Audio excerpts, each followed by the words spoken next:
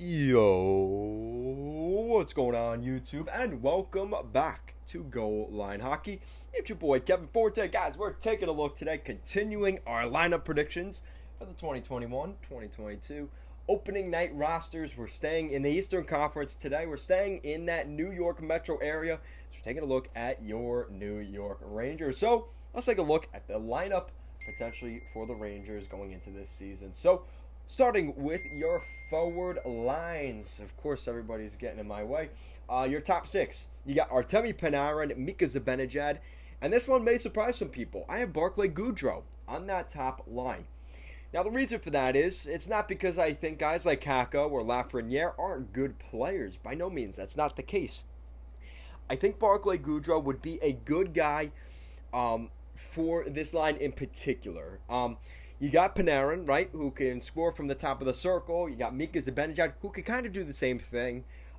Who's that guy that's going to get in front of the net and get down low and bury rebounds and deflections? Barclay Goodrow can do that.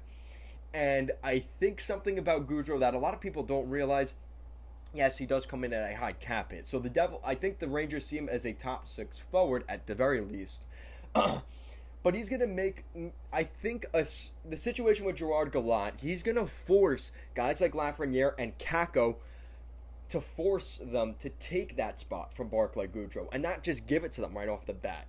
And I think that's the mindset of the Rangers going into this year. I hope that's the mindset of the Rangers. Don't just give top line minutes to the young guys. Make them earn it. And that way they're going to respect it more and work harder. And it'll make them better players and help their development. I don't see how this is a bad thing. And I think a lot of Ranger fans may agree with me on that. Some of you may not, but let me know down below. Now, looking at the second line, you got Alexi Laffreniere, Ryan Strome, and Vitaly Kraftsoff. Vitaly Kraftsoff is a really nice piece on the Rangers. And any trades that have been talked about, how, if we trade for Eichel, get rid of Kraftsoff, you may not want to do that right away. I think Kraftsoff is a really talented top six guy. He can play center. He's probably more fitted at the wing at this point, especially with the Rangers' depth down the middle. But I think Kraftsoff is a really nice piece. Again, what I just talked about with Barclay Goodrow, a guy that can get in front of the net. He can shoot from the outside as well. He has a great release. So I'm expecting some good things here from Kraftsoff. And we'll see kind of what happens there. I think he's had some issues with the David Quinn era in New York. So I think now that you've got a new head coach, new personnel, I think it's going to be better for him in the long term. And obviously Ryan Strome, we know that he's a good player there. I could see some competition there for that second line center spot, which we'll get to. But there's definitely going to be an interest in that situation. The third line is a pretty good third line as well. The Rangers really have some nice depth, and I think because of Kakko and Laffreniere, it's really helped build that group out. The third line, you got Kreider, Chytil, and Kakko. Now, Chytil, I think you could argue, could take away that second line spot from Ryan Strome at the end of the season. Again, kind of like the Goodrow on the top line thing. Make Chytil work for that top six spot. And I'm really excited to see what Chytil does this year. I think he had a pretty good season last year. Kakko had a rough season last year. I'm really expecting him under Gallant to get more opportunities. He's on the third line here, but remember, he's probably going to be on the point on the power play. He's a guy that can build confidence by maybe not playing in the top six right away, but building his time and finding a way to get in there. And I think there's some interest in Kakko really developing and kind of surging this season, because right now, especially in New York, in Manhattan, you're expecting Kakko to develop and get to that next level. And there is going to be some questions around what exactly he is after this season. So this is a huge year for Kaapo Kakko, especially going into a contract year. This is the final year of his entry-level deal. This is really a big season for him. Chris Kreider, another guy we didn't see a whole lot of last season. Had some injury issues toward the end of the season. So I'm really expecting Kreider to come back, hopefully be healthy. Again, the Rangers didn't make the playoffs, so a long off season for him to kind of recover and get ready. I think that's huge. The fourth line, you have Sammy Blais, Kevin Rooney, and Ryan Reeves getting in there. I think that's a pretty solid fourth line. A couple of pretty big bruisers. A very Gerard Gallant fourth line. And I see a lot of similarities from Kevin Rooney to what we've seen in Vegas from Chandler Stevenson. Now, is he going to be a top 6, probably top line center like Stevenson is right now in Vegas? Probably not the case. But Kevin Rooney is that guy that he's a really good penalty killing, shut down, fourth line center. And I think that's going to continue this year. Ryan Reeves, Big Revo, got an extension with the Rangers already. He just fits that market just so well. Just a big city, big name guy like Revo coming in. Really excited to see what he does to the Rangers. I don't like him. I don't think I'm going to like him anymore because he's on the Rangers. And as an Islander fan, I've liked the Rangers too much the last couple years. Probably because the Islanders have been kicking their butt. But also because they haven't had a guy like Ryan Reeves to maybe fight back some of the Islanders at points. And I think that's a big reason they brought him in. As well as Sammy Blais, a guy that can score goals. Maybe not that first round tag that he was given in St. Louis as a top 6 forward, especially on this Rangers team. But a guy that is going to be, again, a penalty killing, tough guy to play against. I really do like that group. Look at some of the depth. You got Morgan Barron, Julien Gauthier, and Dryden Hunt. All I see there with Julien Gauthier and Dryden Hunt, 2 big power forward guys that could jump into the lineup at any given point if they need be. Now, Morgan Barron is an interesting name, a guy that I think is going to be very interesting in training camp.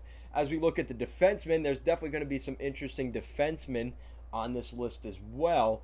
But yeah, I'm interested to see what happens with that whole situation. Now, looking at defense, it's very interesting. You got Ryan Lindgren and Adam Fox, no big changes there, and really nothing on the second pair either. You have Keiondre Miller in year 2 and Jacob Trouba. Now, I know a lot of Ranger fans do not like Keiondre Miller, and they just don't think he's too soft. And I think we're going to see that change a little bit under Gerard Gallant, and he's going to maybe make him more of a sandpaper defenseman. And again, Miller isn't naturally that position, so don't force fit something that isn't there.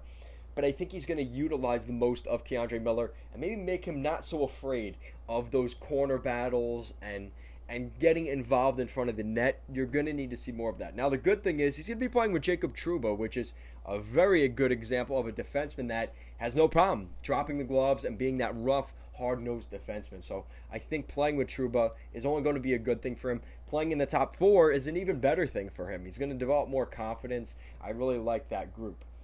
Now, the third pair is pretty interesting as well. You have Patrick Nemeth and Nils Lunkfist. So Patrick Nemeth comes over from Colorado, a name we've definitely heard around the league really for a while now. Again, adding more of that sandpaper to your lineup, and he'll be playing with the young rookie, Nils Lunkfist. We've heard a lot about since the Rangers drafted him late in the first round. I think it was in 2018. So the Rangers are really excited to see what he brings to the Big Apple.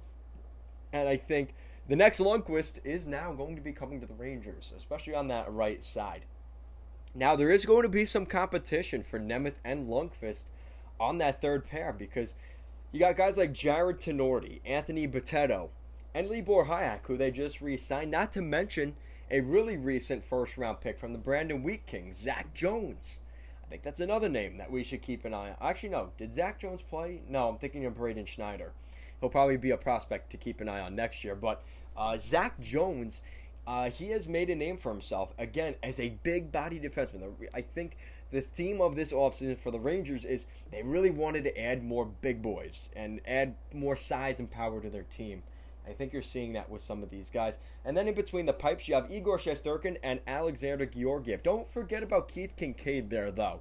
I wouldn't be surprised if the Rangers at some point decided we're going to choose Georgiev or Kincaid. I think they're waiting for the right trade here for Georgiev, but that may never come. And I think they like what they have in Kincaid, to where if they let Georgiev go for a second-round pick, I don't necessarily know why that's something they're avoiding. But again, I think they're looking at it as, well, then one goaltender goes down. Now you only have 2 goaltenders, and now you're kind of back in that situation. So I understand why they're going with the 3 goalies. Keith Kincaid, obviously the hometown kid from Long Island. I know he always played the Islanders. He did struggle against the Islanders with the Devils, though. I always was happy when he was in between the pipes instead of Schneider or Blackwood. But, yeah, so there you go. There is your group. Really, the most important thing you have to look at with the Rangers this year, and that's going to be the storyline going into this season, is did they overcorrect? And I think a lot of people have made that argument, including myself, that, have you compensated so much skill to get bigger and more aggressive that you've taken away skill from your team to the point where you maybe have gotten worse as a team? And I think the Rangers have really tried their best to toe that line. But I think it's one of those things where it's either you didn't do enough or you did too much. And it's very hard to find that fine line. And we're really going to find that out this season from the Rangers. But for the most part, I really like what the Rangers did this summer. I think we need to see the emergence of some of those wingers like Kraftsoff, like Laffreniere, like Kakko, like Keiondre. Those guys really need to step up this year if the Rangers want to be that team that gets into the playoffs, because I think a lot of people right now are very confident that's Carolina and the Islanders. And everybody else in that Metro, it's kind of hogwash. I mean, you've got Philly and Pittsburgh that are right there. You also have other guys in that mix, like, I don't want to say the Devils are a playoff team, but they're going to be in the mix. Washington is right there. Like, there's teams that just, there's only so many playoff spots. And I think it's going to be interesting to see how the Rangers perform this year. So let me know what you guys think in the comment section down below. What do you think of the Rangers going into this season? And where do you want to see guys like Laffreniere and Kakko? Should they be on the second and third line? Should they be on the top line? Let me know your thoughts down below. Guys, make sure to check out our Streamlabs shop in the description down below for hockey swag, specifically goal line hockey swag. If you're interested in supporting the channel and maybe picking up some merchandise, make sure to check out those links in the description down below. Thank you so much for watching this video, and I will see you again next time.